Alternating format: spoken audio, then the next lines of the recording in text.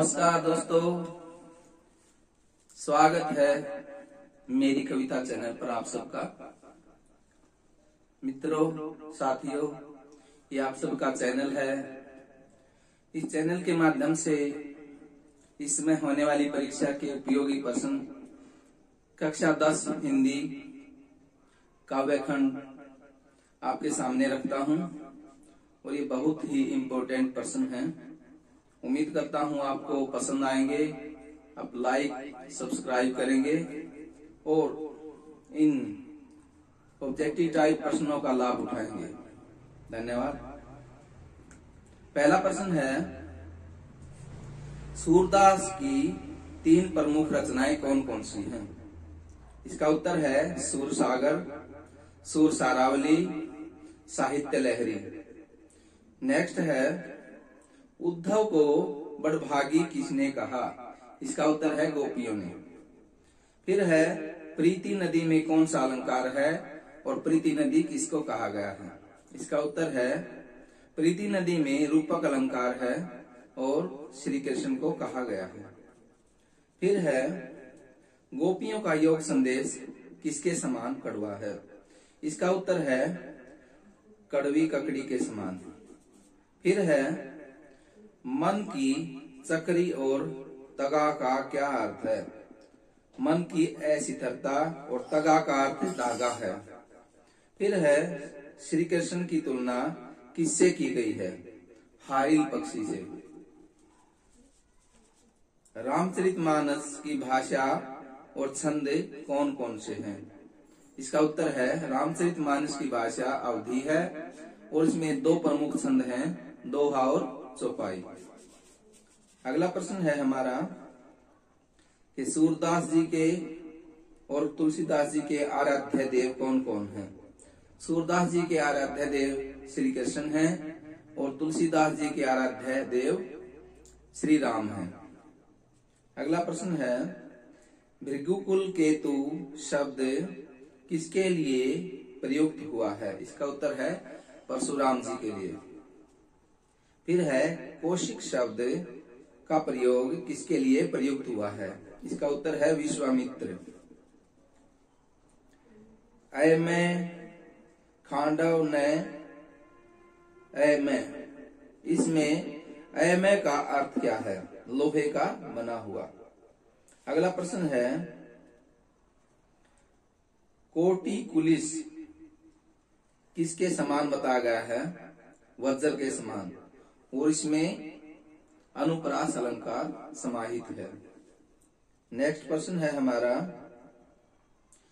परशुराम जी ने लक्ष्मण के लिए किन किन शब्दों का प्रयोग किया?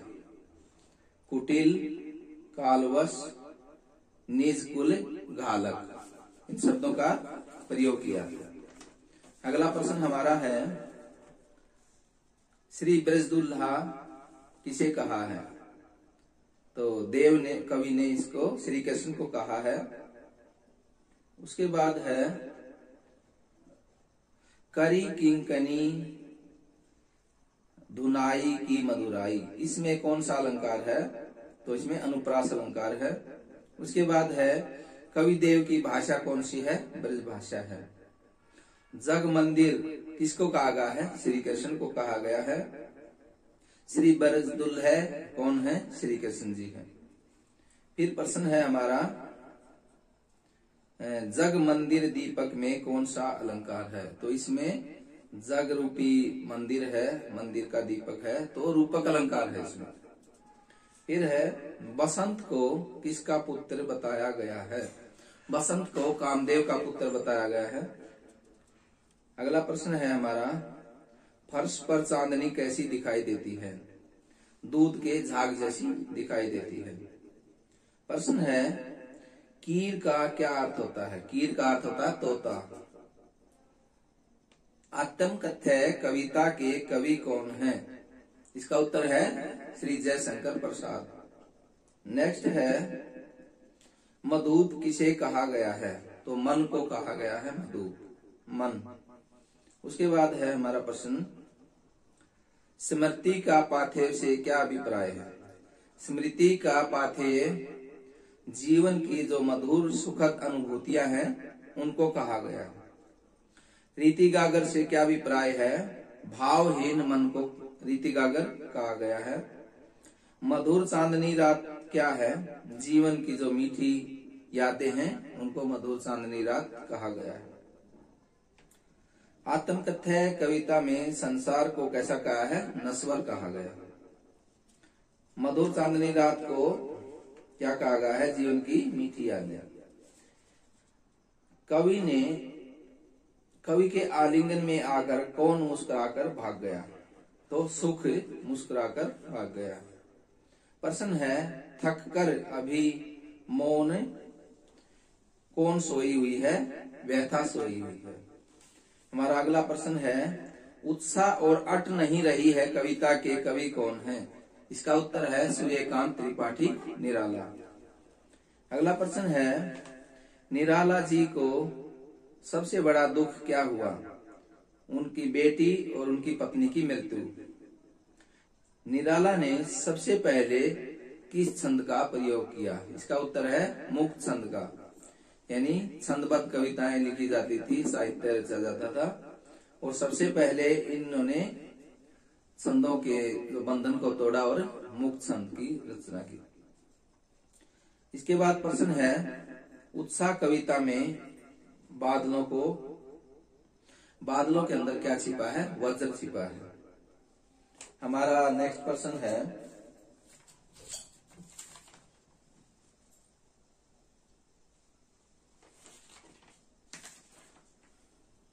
विश्व के जन क्यों व्याकुल हो उठे? यानी भयंकर गर्मी से। प्रश्न है, कवि की आंख किस कारण हट नहीं रही है? तो बगुलों के एक पाक है जो उनकी सुंदरता अपनी ओर खींच रही है, इस कारण से उनकी आंख हट नहीं रही है। फागुन मास में कौन सी ऋतु होती है? बसंत ऋतु होती है। यह दंतुरित मुस्कान और फसल कविता के कवि कौन है? नागार्जुन। नागार्जुन का वास्तविक नाम क्या है? वैद्यनाथ मिश्र। इनका उपनाम राही है। मुर्दे में भी कौन जान डाल देती है? बच्चे की दंतुरित मुस्कान। प्रश्न है, श्रीलंका में जाकर के वैद्यनाथ मिश्र ने कौन सा धर्म अपनाया? तो इसका अर्थ है बौद्ध धर्म। फिर है, कवि की झोपड़ी में क्या खिल गए हैं? जलजात। जलजात का अर्थ होता है कमल के फूल। चीर परवासी कौन है? खुद कवि है। और छोटे बच्चे को कौन मिलवाती है? उसकी माता मिलवाती है कवि से। अगला प्रश्न है, छोटे बच्चे के स्पर्श से कौन से फूल झड़ने लगते हैं? तो शेफालिका के फूल झड़ने लगते हैं। फिर है प्रश्न, कठोर पत्थर भी पिघल कर क्या बन गया है? जल बन गया है। फसल के लिए जादू का काम कौन करता है? नदियों का जल करता है। और फसल किसके स्पर्श की महिमा है? करोड़ों हाथों के स्पर्श की महिमा है। फिर है अगला प्रश्न, फसल किसका रूपांतरण है? फसल सूर्य की किरणों का रूपांतरण है। नेक्स्ट प्रश्न है हमारा, छाया मत छूना कविता के कवि कौन है? इसके कवि हैं गिरिजा कुमार माथुर। और छाया से क्या अभिप्राय है? छाया से अभिप्राय है बीती हुई मधुर यादों का। इसके बाद हमारा प्रश्न है, दुविधा होने पर क्या नहीं दिखता? पंथ नहीं दिखता। कवि ने किसकी पूजा करने पर बल दिया है? तो कवि ने कठिन यथार्थ की पूजा करने पर बल दिया है, यानी जो सत्य है उसको स्वीकार करने पर बल दिया है। अगला प्रश्न है, मृग तृष्णा का क्या अर्थ है? उत्तर है छलावा। फिर प्रश्न है, जीवन में सुहानी चीजें क्या हैं? सुरंग सुधिया। कन्यादान कविता के कवि ऋतुराज है वही। और ये इसमें दुख किसका प्रमाणिक माना गया है? माँ का। फिर है प्रश्न, स्त्री के बंधन क्या माने गए हैं? वस्त्र और आभूषण। माँ की अंतिम पूंजी क्या है? माँ की अंतिम पूंजी उसकी बेटी है। फिर है, धुंधले प्रकाश की पीठिका कौन है? धुंधले प्रकाश की पीठिका बेटी है। नेक्स्ट प्रश्न है हमारा, लड़की जैसी न दिखने का क्या अर्थ है? कमजोर न दिखना। प्रश्न है, माँ ने बेटी को किसे देखकर न रीझने का आदेश दिया? चेहरे को। अगला प्रश्न है हमारा, बेटी का स्वभाव कैसा है? भोला भाला है। फिर है, संगतकार कविता के कवि कौन है? मंगलेश डबराल। उसके बाद है, संगतकार का स्वर कैसा है?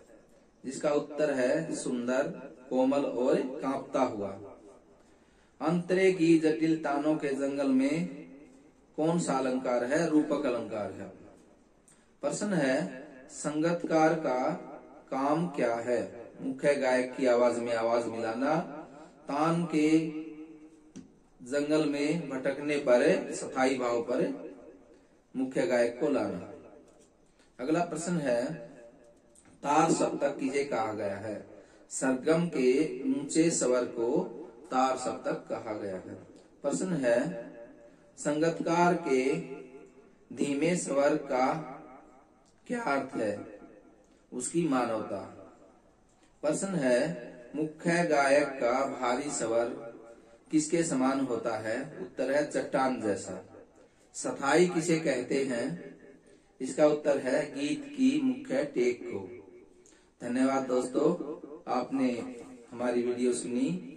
बहुत ही ज्ञान उपयोगी, जो ज्ञानवर्धक रही और इसका बहुत लाभ होगा परीक्षा में। 10वीं कक्षा के लिए यह वीडियो बनाई गई। धन्यवाद।